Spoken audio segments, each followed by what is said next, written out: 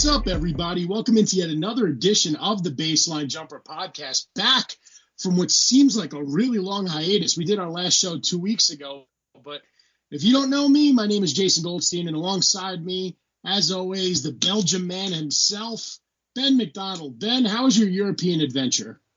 It was phenomenal. Had some great Belgian beer, had some great fun with some friends, and now I'm back. I want to say I'm back in the New York groove, but I guess it's the Pittsburgh groove now. So it is what it is. But I'm happy to be here. And Jason, I'm happy to talk some basketball with you, my friend. Well, first things first, we have to get some house cleaning out of the way. 2 weeks ago, I predicted that come March, Derrick Rose would no longer be a member of the Detroit Pistons. He'd be bought out and on his way to sunny Los Angeles. And I am one to always admit when I am wrong. And I owe you a beer, a grilled cheese, and a Belgian waffle next time I'm in Pittsburgh. Because you were right, man. The Pistons want to keep him and inflate his stats. Unfortunately, he's got a bit of an ankle injury. He's out for 2 weeks. But by the time he comes back, he should have about 3 weeks of solid basketball left to showcase his talent. So, Dan, I want you to tell all of our listeners what you'll be having on my dime. We're going to the yard. We're going to have some delicious food, a beer, and most importantly, we're going to have it together, Jason, because that's how podcast hosts roll. Oh, absolutely. And I have to remember that I do owe you this, so when the bill comes, I don't look at you like you have 6 heads. But it'll be good. I love the chips they have at the yard with it's like marinara sauce. It's kind of like Campbell's soup. You know what I'm talking about? I do. Although that buffalo chicken grilled cheese was life-changing. So yes. That was it. That was the highlight of my life. Other than these shows, of course.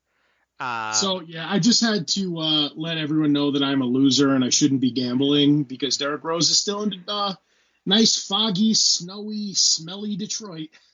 It's a good reminder that when you gamble, you literally always lose. Even when you win, you end up losing again later. So, at any rate, speaking of losers, Jason, there's no better segue from talking about losers to talking about the one, the only, James Dolan and the New York Knicks, who, Jason, you sometimes feel like people hit rock bottom and then they find a new low. And this is the story of the New York Knicks and James Dolan. Every time you think that it can't get any worse, it somehow does. And the latest is Spike Lee, who, Jason, do you want to give the people the details of kind of this story and what's going on with Spike Lee? So first I'll say, welcome to the Knicks, Leon Rose. I mean, what a first week as president. You know, the Knicks did have a nice win over Houston, but that was negated by all this nonsense going on with Spike Lee, who might be the most dedicated Knicks fan out there. I don't put any of this fault on Spike Lee, even if he's in the wrong. It's just a laundry list now of people that Dolan is pissed off, and he's still not going to sell the team. Leon Rose is probably wondering if there's a 2-week opt-out in his deal, because there's no way he's going to turn around this dumpster fire if Dolan's running the show and pulling the strings behind the scenes. Had to get that off my chest, Ben. But basically, Spike Lee, and he's been in the front row of countless Knicks games, and he's charged that he was being harassed by Dolan and Knicks security because he entered the Garden through the media/employee entrance before Monday's game. And he should have been using the VIP celebrity entrance. Whatever, sounds like a common misunderstanding. But I would like to read the statement from the New York Knicks for our beloved listeners. If you haven't heard this yet, I'm going to save the Spike Lee puns because we know the Knicks did not do the right thing by Spike Lee, which is also a rap lyric. But I'm going to read the statement real quick, Ben, if you don't mind. The idea that Spike Lee is a victim because we have repeatedly asked him to not use our employee entrance and instead use a dedicated VIP entrance, which is used by every other celebrity who enters the Garden, is laughable. This is a PR person. It's disappointing that Spike would create this false controversy to perpetuate drama. He is welcome to come to the Garden anytime via the VIP or general entrance, just not through our employee entrance, which is what he and Jim agreed to when they shook hands last night. Can I go to Europe with you? I don't want to cover this. You know, Jason, publicity. Are we sure this is Leon Rose and not Axl Rose? It sounds like Spike Lee's being welcome to the jungle. Oh, guy goes overseas, comes back with a basket full of dad jokes. My word, that might have been your best one. I was ready for that. Welcome to the concrete jungle. If we're gonna go Jay-Z, Alicia Keys. I mean, this whole Knicks thing is just unbelievable. I mean, they have guys coming out on ESPN programs who are telling people what the future of the Knicks is, what the plan is, and then the Knicks are disowning them and saying that they have no idea what they're talking about. Then we have the most famous Knicks fan in the world basically saying he won't go to these games anymore. I mean, it's absolutely insane. Can you imagine? I mean, let's take the reverse example. Let's imagine the Lakers just basically alienated Jack Nicholson, who is like Mr. Laker. They were like, you know what? Jack is a jerk, and he said mean things about Jeannie Buss, so he can still come to the games, but he can't talk to our owner. Like, even if that was true, it would just be a weird thing for you to put in a press release. Like, why would you add more media attention to something that looks terrible already? And this is the conundrum with the Knicks, is that they mess up and then they call attention to their own screw ups by making even bigger proclamations. And they've done this with Phil Jackson. They did this with their head coach before Fizdale left. They've done this after the free agency strikeout. Every time this happens, they call extra attention to their own screw ups, which is the thing that's the most mind-boggling to me with this one. Jeff Hornacek you're talking about. Yeah, Jeff Hornacek. I had some problems. Yeah. Well, he was the coach before Fizz. Right. I mean, it's crazy, though. I mean, I can't even imagine another organization doing this. If you're making a mistake, if things are going poorly, just lay low.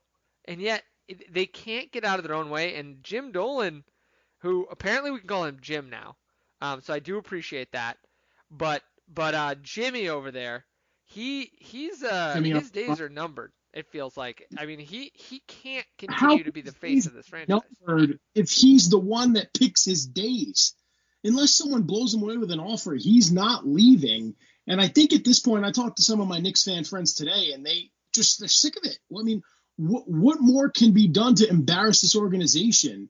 I thought the Knicks fired the guy that made the joke about never having offered Richard Jefferson a contract, but he's back with, using the words perpetuity and laughable.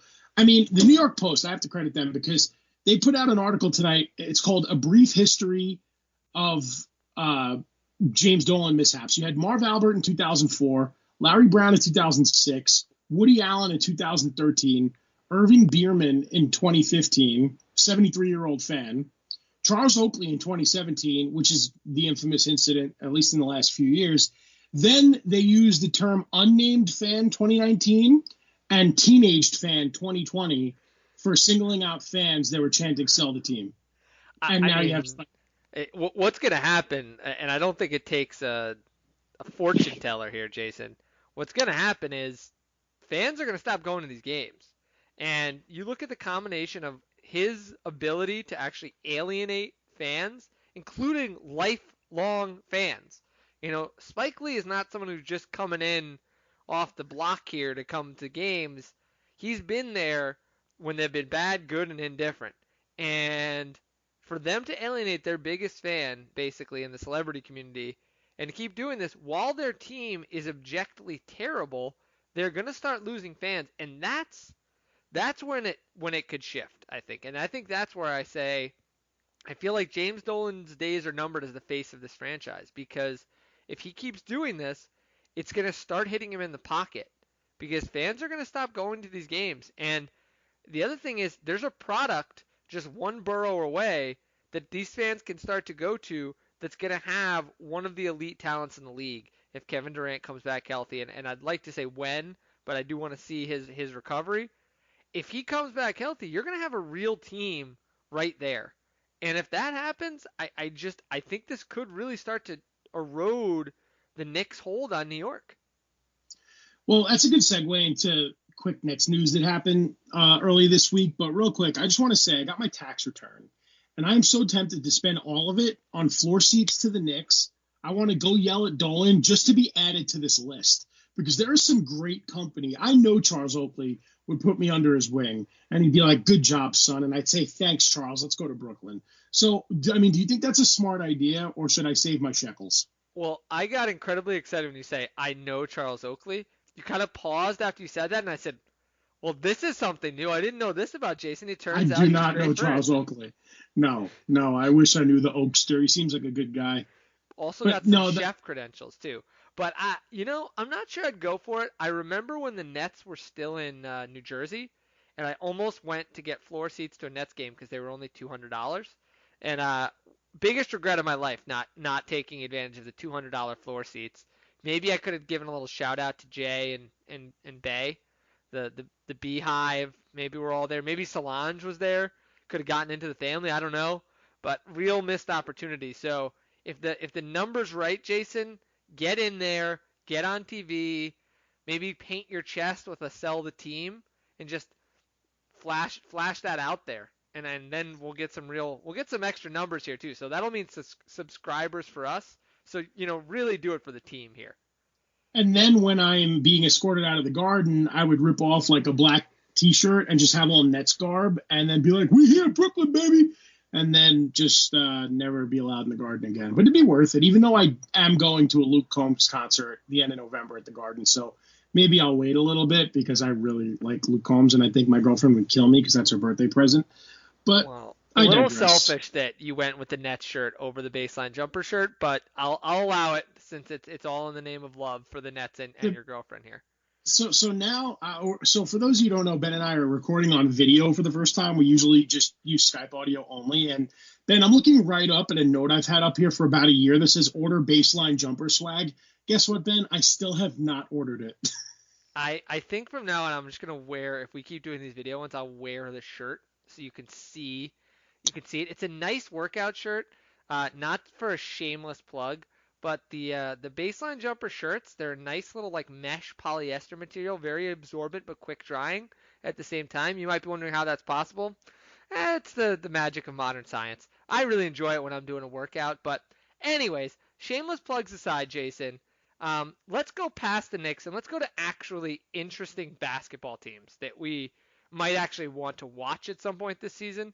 One of those teams, and for my money, what might be the most interesting team down the stretch, are the New Orleans Pelicans. So before we get into everything else, are you buying or selling the Pelicans as one of, if not the most interesting teams down the stretch?